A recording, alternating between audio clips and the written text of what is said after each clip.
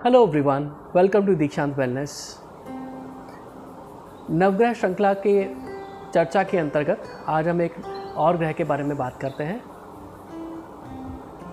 देखिए, इस ग्रह की चर्चा करना बड़ा ही मनोरंजक है, क्योंकि आज हम बात करेंगे बुद्धि के ग्रह बुध के बारे में। देखिए, जैसा आपको नाम से ही स्पष्ट हो रहा होगा कि हम बुद्धि के ग्रह की बात कर रहे हैं, मगर सिर्फ बुद्धि ही इनका कारक नहीं है। इनको वाणी का भी कारक माना जाता है, लेखन का भी कारक माना जाता है। तो समझ सकते होंगे आप कि जिनका बुध प्रबल है, जिनका बुध कुंडली में अच्छा स्थान लिए हुए है, बलवान है, तो उनमें अच्छा बोलने की ताकत होगी। वो अच्छी बात कर पाएंगे। वो लोगों के सामने बोलते हुए डरेंगे नहीं, कुछ भी बोलना होगा बोल देंगे। इसके अलावा उनका लेखन अच्छा हो सकता है। विचारों को व्यक्त करने की क्वालिटी होती है उनके अंदर। हैंडराइटिंग भी अच्छा होने की उनकी संभावना है। अगर बुध अच्छा है तो इसकी भी संभावना हो जाती है। और जैसा कि नैसर्गिक गुण माना जाता है बुद्धि, तो देखिए बुद्धि को कैसे परखा जाए, तो बड़ा सरल सी बात है। अगर एक इंसान से अगर आप एक सवाल पूछते हैं, या कह लें अगर अलग अलग लोगों से एक ही सवाल पूछते हैं, तो देखिए लोग अपने ज्ञान के हिसाब से जवाब देंगे। तो देखिए, ज्ञान के कारक तो दूसरे ग्रह हैं, ज्ञान के कारक बुध तो है नहीं। तो फिर बुध क्या करते हैं? देखिए, अगर जिसका बुध प्रबल होगा, अगर उससे आप एक सवाल पूछ देंगे, उसके पास ज्ञान नहीं होगा, तो भी वो कोई ना कोई जवाब आपको जरूर दे देगा। वो जवाब ज्ञान सम्मत नहीं होगा, मगर वो बुद्धि से, अपनी चतुराई से आपको ऐसा जवाब दे देंगे कि आप कहेंगे कि हाँ, इसमें समझदारी है, इसमें ज्ञान तो नहीं है, मगर उसने एक ऐसी बात कह दी कि जिसको मैं मना नहीं कर सकता। दूसरे शब्दों में कहा जाए तो कहा जा सकता है कि एक सवाल का वैसे जनरली माना जाए तो किसी एक सवाल का के दो जवाब हो सकते हैं, या तो हाँ या ना। अगर वो व्याख्या वाला सवाल है, व्याख्या वाला प्रश्न है, तो उसके कई जवाब हो सकते हैं, उसकी एक बड़ी सी व्याख्या हो सकती है। मगर बुध वाले, जिनका बुध प्रबल होता है, वो लोग ये नहीं मानते। वो लोग ये नहीं मानते कि एक सवाल का एक जवाब, दो जवाब या तीन जवाब होते हैं। वो मानते हैं कि एक सवाल के बहुत सारे जवाब हो सकते हैं। और ये डिपेंड करता है कि सामने वाला कैसा है, वो सामने वाले के हिसाब से जवाब दे देते हैं। तो ये गुण बुध के अंदर होता है। साधारणतः अगर किसी परिस्थिति में देखा जाए तो बहुत बार ऐसा होता है कि आप किसी परिस्थिति में होते हैं, आपको कुछ बोलना होता है और आपके पास शब्द नहीं होते, आपको पता नहीं होता इस बात पर क्या जवाब देना है। ज्ञान होते हुए भी लोग अपनी बात नहीं बोल पाते। तो ये वाला गुण, ये वाली कमी बुध की वजह से आती है। क्योंकि देखिए, ज्ञान तो अपने आप में कहा जा सकता है कि एक संकलन है, एक कलेक्शन है नॉलेज का, जो आपने लाइफ में सीखा, जो आपने किसी से सीखा, अपने अनुभव से सीखा, अपने गुरुओं से सीखा। वो तो आपका एक संकलन है, एक आपका कलेक्शन है। मगर उस ज्ञान को कैसे मथा जाए, उस ज्ञान में से कहाँ पर कौन सा ज्ञान इस्तेमाल किया जाए, कहाँ पर क्या बोला जाए, ये सारा गुण बुध देता है आपको। तो बुध का एक बहुत ही इम्पॉर्टेंट एक महत्व है इस मामले में। आपने देखा होगा जिनका बुध प्रबल होता है, वो चुप नहीं बैठते। उनके पास हर बात का कोई ना कोई जवाब होता है। और इनफैक्ट देखा जाए तो हर बात पे कुछ ना कुछ बोलते हैं। अगर कहा जाए कि बहुत ज़्यादा बोलना भी बुध का एक गुण है, तो ये भी गलत नहीं है।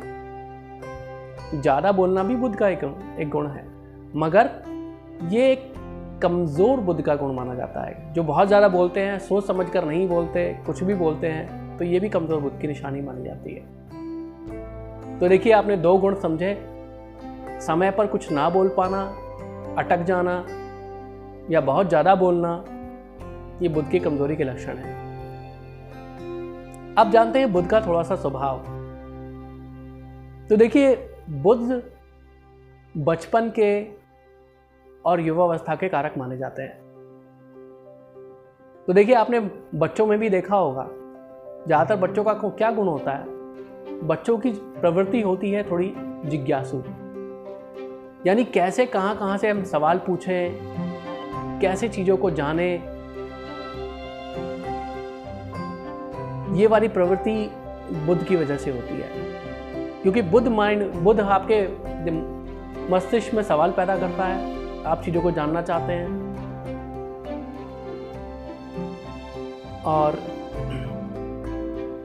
अगर आपने देखा होगा, बच्चों से बात करना भी बड़ा अच्छा लगता है, क्योंकि वो कैसी अच्छी बातें करते हैं, पता नहीं कहाँ से जवाब ले आते हैं, कुछ भी बोल देते हैं। तो ये वाला भी गुण बुध की वजह से ही है, क्योंकि बुध बचपने का कारक है। अब जिनका बुध बहुत अच्छा होता है, उन बच्चों से लोग बात करना बहुत पसंद करते हैं। और देखिए, जिन बड़ों में भी बचपने का गुण होता है, वो बड़ों के सामने बच्चे बन जाते हैं या खुद को छोटा भी दिखा देते हैं। अब देखिए, यहाँ से बुध में एक गुण और भी आया, सामंजस्य का गुण। देखिए, बाकी ग्रह बलवान होते हैं, तो बहुत से ग्रह ऐसे होते हैं कि वो सामंजस्य नहीं करने देते आपको। जैसे सूर्य बलवान है तो बिल्कुल भी सामंजस्य नहीं करेंगे, मंगल बलवान है तो बल दिखाकर ही मानेंगे आप सामंजस्य नहीं करेंगे, आप झुकेंगे नहीं। मगर बुध बलवान होगा तो परिस्थिति के हिसाब से अपने आप को ढाल लेगा। बुध वैसे देखा जाए तो आप में एक राजसी तत्व भी लाता है, आप में विलास की इच्छा भी लाता है, क्योंकि बुध का जो स्वभाव माना गया है, एक कुमार की तरह माना गया है, एक राजकुमार की तरह माना गया है। अब राजकुमार का क्या गुण होता है, यहाँ से आपको बुध के और गुण पता चलेंगे। राजकुमार का गुण होता है किसी तरह से भी वो आराम से, अच्छे से सारे भोग भोगे। तो कह सकते हैं कि जिनका बुध मजबूत होगा वो क्या करेंगे, आप उनसे काम करने के लिए कहेंगे, वो आपको इधर उधर की बातें बता देंगे, आपको आपके प्रश्नों में ही फंसा देंगे, आपको कोई भी जवाब दे देंगे, कोई भी बहाना बना देंगे और काम से बच जाएंगे। तो ये बुध का गुण हो सकता है। देखा जाए तो बुध पर अगर पाप दृष्टि है तो झूठ बोलने वाले भी हो सकते हैं, चतुराई से धोखा भी दे सकते हैं आपको। मगर आज हम बात कर रहे हैं कि बुध कैसे प्रबल बुध के बारे में जाना जाए या एक कमजोर बुध के बारे में जाना जाए। पीड़ित बुध के बारे में भी बात करेंगे, तो पीड़ित बुध के बारे में हम एक अलग वीडियो बनाएंगे, उसके बारे में हम डिस्कस करेंगे। तो देखिए, सामंजस्य का गुण बुध में एक बहुत ही महत्वपूर्ण गुण है। कैसे परिस्थिति से समझौता करना है, कैसे परिस्थिति को अपने हिसाब से अनुरूप करना है, ये बुध में गुण है। यानी उसके पास अगर सब कुछ होगा तो वो पूरे अच्छे से भोग करेगा, भोग के रास्ते निकालेगा, और अगर उसके पास कुछ नहीं भी होगा तो सामंजस्य बिठा लेगा, परिस्थिति को समझ लेगा, खुद को समझा लेगा और वहां पर कॉम्प्रोमाइज करके अपना समय निकाल लेगा। तो बुध के कुछ नैसर्गिक गुण हैं। तो आपने देखा, बिना कुंडली देखे हम कैसे पता लगा सकते हैं बुध के कुछ गुण। वैसे देखा जाए तो बुध का और भी चीजों से पता चलता है, जैसे मैथमेटिक्स का कारक है, ये मैनेजमेंट का कारक है। अगर आप चीज़ों को मैनेज नहीं करना जानते और आपका मैथमेटिक्स कमज़ोर है, हिसाब किताब में, मोल भाव में, बिजनेस का कारक माना जाता है बुध को। आपने देखा होगा कुछ लोग ऐसे भी होते हैं कि दुकानदार से भी जाके मोल भाव कराते हैं, दुकानदार को भी हिसाब किताब समझा के आ जाते हैं। तो ये बुध वाले ही लोग हैं जिनका बुध मजबूत होता है, और जिनका बुध कमज़ोर होता है हिसाब किताब में कमज़ोर होते हैं। मैथमेटिक्स उनके लिए एक बहुत बड़ा क्वेश्चन होता है, कैसे करें इसको। तो ये बुध की ही प्रॉब्लम्स हैं। अगर बुध के गुणों के बारे में और चर्चा की जाए तो इन सभी गुणों में एक गुण और भी है जिसको जानना बड़ा ही सरल है, वो है व्यंग का गुण। देखिए, किस बात पर लोगों को हंसाना है, हंसाना भी एक कला है और ये कला बुद्ध को बहुत अच्छे से आती है। वो किस बात पे आपको कैसे हंसा देंगे आपको पता भी नहीं चलेगा। एक सीरियस बात पर कैसे जोक मारना है उनको अच्छे से आता है। कैसे बातचीत को व्यंग में टालना है ये उनको बहुत अच्छे से आता है। यानी बातों को टालना उनको खूब अच्छी तरह आता है। देखा जाए तो जिनका बुद्ध कमज़ोर होता है उनके जोक्स पे कोई हंसता नहीं है, उनके जोक्स इंटरेस्टिंग नहीं होते। आप कहते हैं ना इंग्लिश में एक बात कहते हैं कि उनके जोक्स पीजे होते हैं,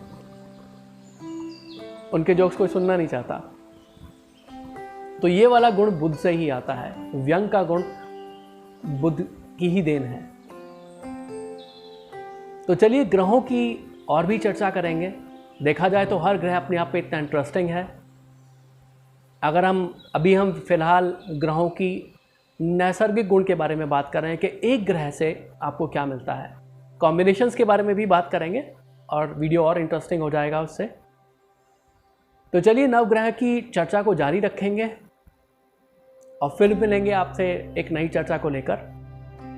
अगर आपको वीडियो पसंद आए और आपको लगता है कि किसी में ऐसा गुण है या किसी को इससे फ़ायदा हो सकता है तो आप उसको ये वीडियो ज़रूर शेयर करें। ये आपके और सबके ज्ञान के लिए है। अच्छा लगे तो लाइक कीजिएगा, सब्सक्राइब कीजिएगा, जिससे आपको ये इस तरह की चर्चा मिलती रहे। तो चलिए आज अपनी चर्चा को यहीं विराम देते हैं। आगे मिलते हैं फिर आपसे एक नई चर्चा लेकर। तब तक अपना ध्यान रखिएगा।